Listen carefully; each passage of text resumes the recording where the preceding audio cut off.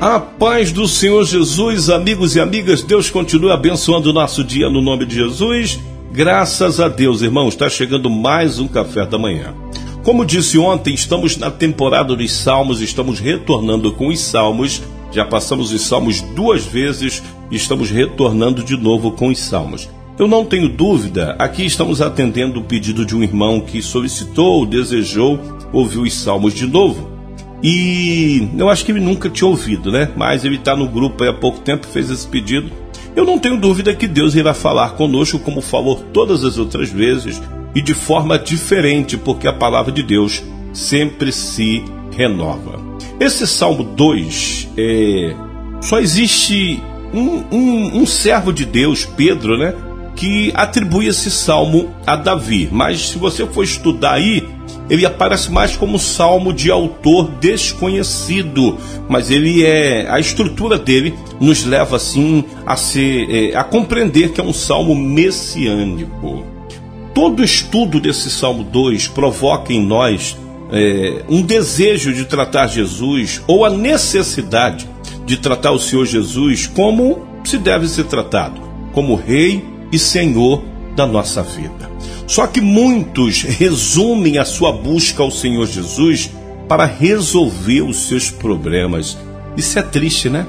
Muitas das vezes a culpa não está na pessoa, está em quem ensina essas pessoas. Porque nós vemos aí um grande modernismo de pregações que chamam as pessoas para um Jesus garçom, um Jesus que está para servir, um Jesus que está só para resolver as questões das pessoas e mais nada.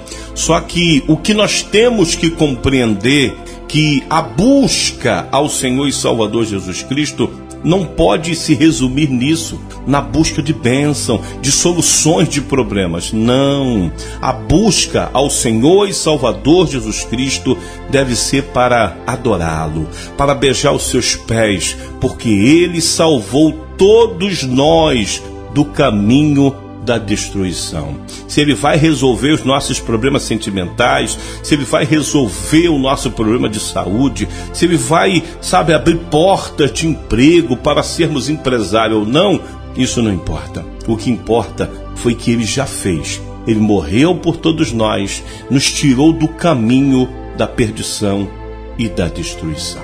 Vamos para esse salmo messiânico.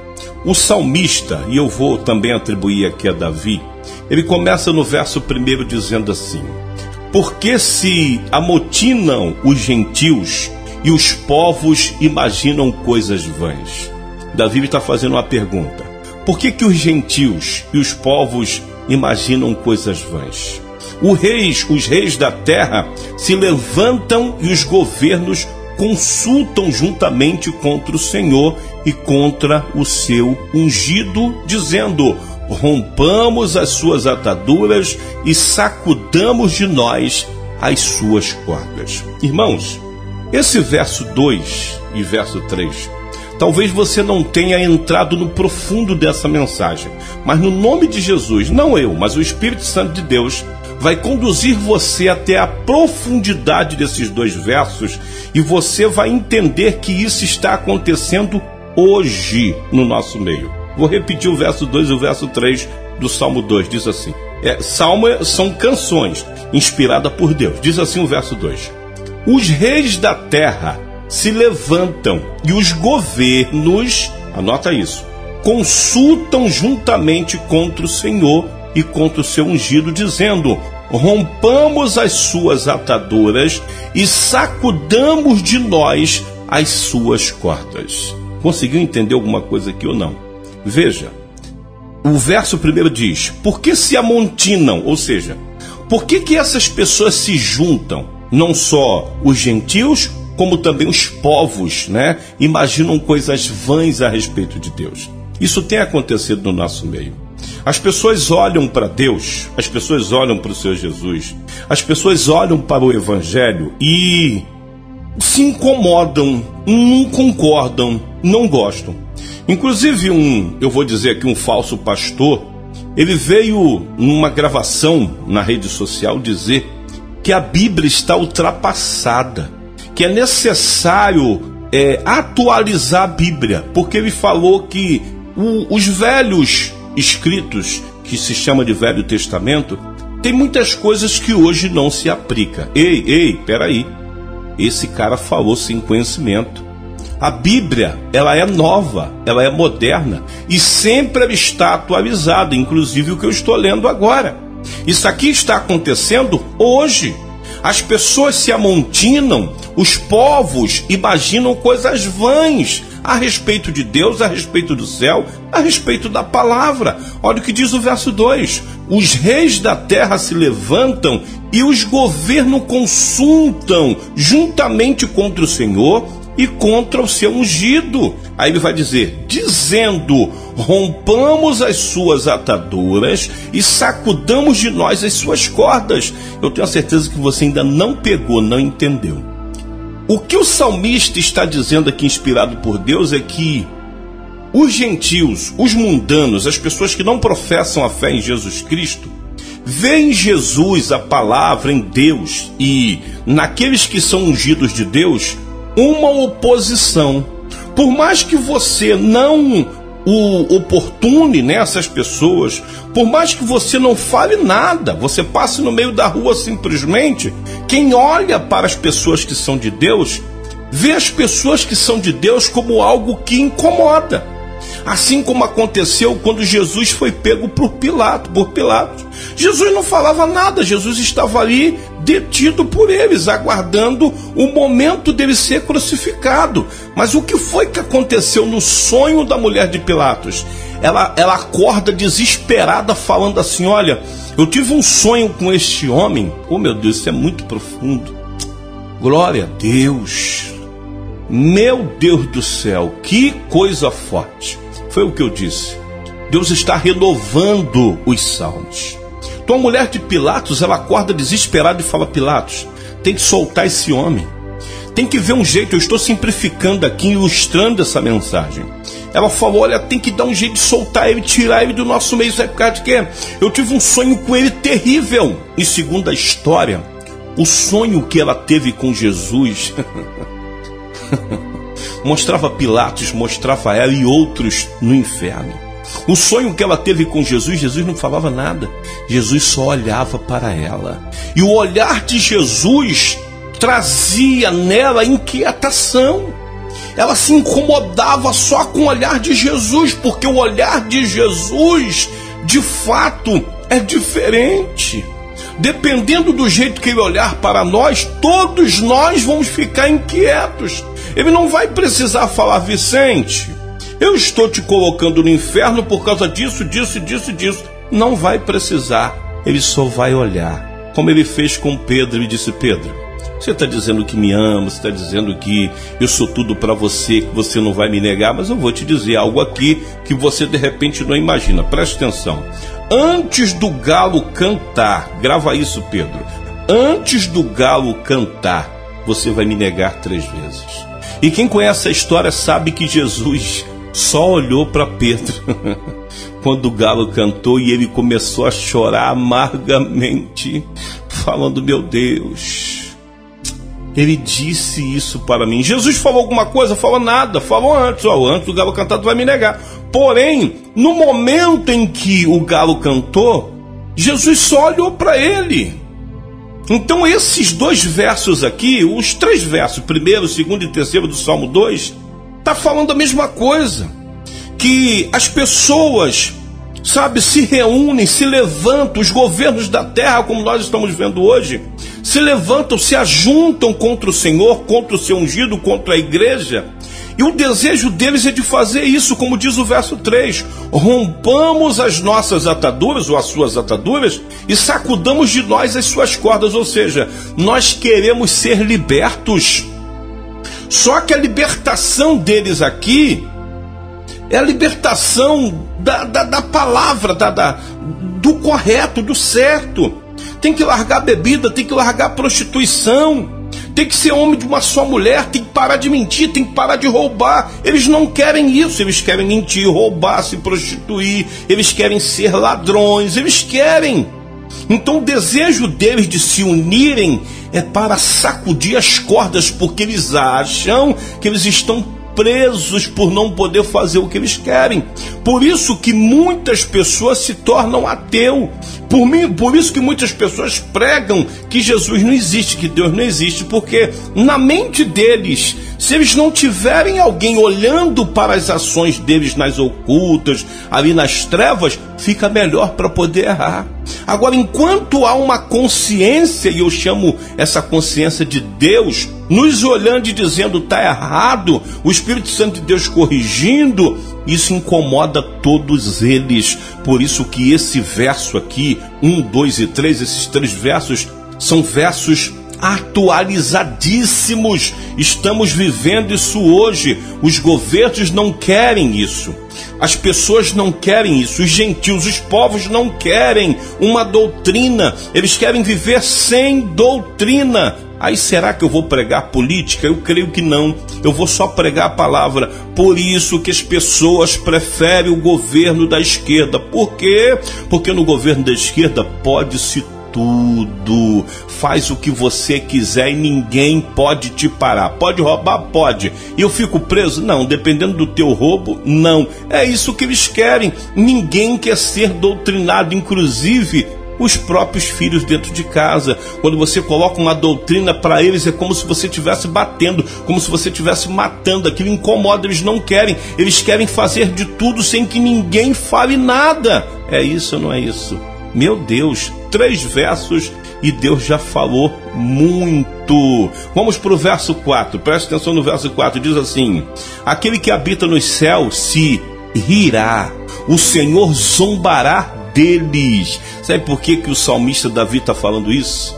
Porque não adianta, irmãos, a terra não é desse povo, a terra não está sem governo, a terra não é sem dono, a terra tem um dono. Então, por mais que as pessoas na terra queiram fazer o que acham que é certo, olha o que diz o verso 4: aquele que habita nos céus está rindo deles, o Senhor zombará deles, porque todos nós, não só eles que não servem a Deus e querem sacudir as cordas porque eles acham que a doutrina de Deus, o andar certo, é como se estivessem presos. Eles não querem nada disso. Não só eles, como também nós que servimos a Deus, presta atenção, não temos livre-arbítrio na totalidade. Você pode até escolher ir para o inferno, fazer o que você quiser, mas tu vai para o inferno. Mas mesmo essa tua escolha de não servir a Deus e fazer o que você gosta, tem aqui um não sei se essa palavra cabe, um não livre-arbítrio. Cabe essa palavra. Você não pode. Você só tem direito de escolher 2 coisas, o céu e o inferno. Então, se você escolhe o inferno, já está escrito, Deus falou, aquele que não me serve vai para o inferno. Se você escolher servir a Deus, já está escrito, aqueles que me escolhem vai para o céu. Então, se você olhar bem, não há livre-arbítrio. Ou você serve a Deus, ou você serve a Deus. Mesmo você não querendo servir a Deus, Deus já deixou escrito o que vai acontecer contigo. Por isso que o texto diz: o Senhor, aquele que mora no céu, vai zombar deles, vai rir deles. Verso de número 5 diz assim: então ele falará na sua ira e no seu furor os turbará. Eu, porém, ungi o meu rei sobre o meu santo monte de Sião. Proclamarei o decreto. O Senhor me disse: tu és meu filho, hoje te gerei. Pede-me e eu te darei os gentios por herança e os fins da terra por tua possessão. Tu os esmigarás com uma vara de ferro. Tu os despedaçarás como um vaso de oleiro. Porque é isso que o oleiro faz com os vasos que saíram tortos, que não aceitaram a mão do oleiro colocando eles certos. O oleiro pega uma vara de ferro e quebra os vasos, deixa em caquinho para fazer de novo. Verso 10 diz assim: agora, pois, ó reis, sedes prudentes, deixai-vos instruir, juízes da terra, servi ao Senhor com temor e alegrai-vos com tremor. Tá vendo? Há um convite do salmista para que eu e você venha servir a Deus com temor e se alegrando com muito tremor a Deus, porque é para isso que ele existe. Foi para isso que o Senhor Jesus morreu na cruz, para que eu e você tema ele, né? E nesse sentido de temer e também ter tremor, venhamos fazer o que é certo para agradar a Ele. Agora preste atenção no verso 12, que isso aqui é lindo, e eu lembrei da minha infância. Diz assim o verso 12: beijai o filho, para que se não ire, pereçais no caminho, quando em breve se acender a sua ira. Bem-aventurados todos aqueles que nele confiam. Eu vou ler de novo. Beijai o filho. Olha o convite. Beije Jesus. Fique nos pés de Jesus, valorize Jesus, ame Jesus, fique com Jesus, não abandone Jesus. Depois da vírgula diz, para que se não ire, ou seja, continue amando Ele, beijando Ele, estando com Ele, para que Ele não venha se irar contra você.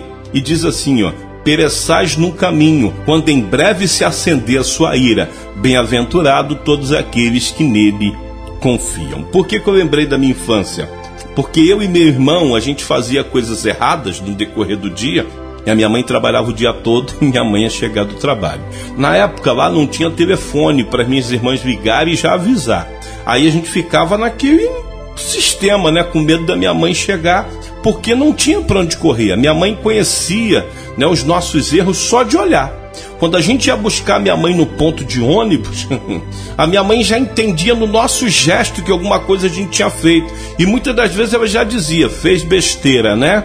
E a gente, não mãe, não mãe, não mãe. Mas quando chegava em casa, ela não gostava que ninguém, nem vizinho, nem filhos, antes dela tomar um banho, sentar na cama, falasse alguma coisa. Ela queria que a gente deixasse, né, todos que viessem contar alguma coisa para ela, tinha que deixar ela sentar um pouco, tomar um banho, coisas assim, sentar na cama, e depois ele ia perguntar o que tinha acontecido.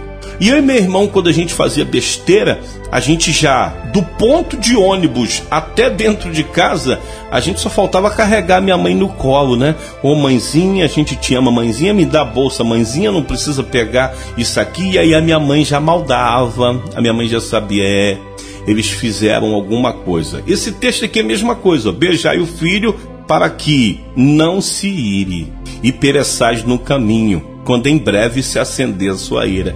E era isso que a gente fazia. E é isso que a gente tem que fazer com Deus.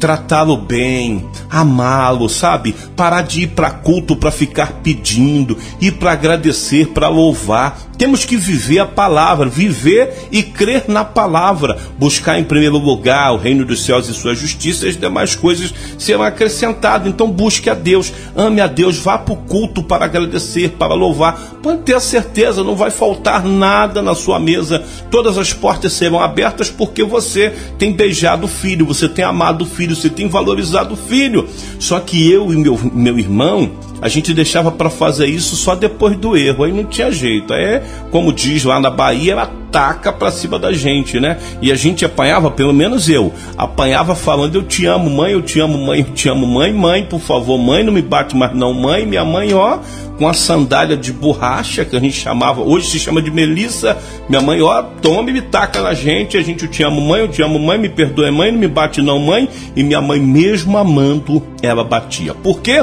Porque nós tínhamos errado, nós tínhamos feito coisa que desagradava a ela. Não é diferente desse texto.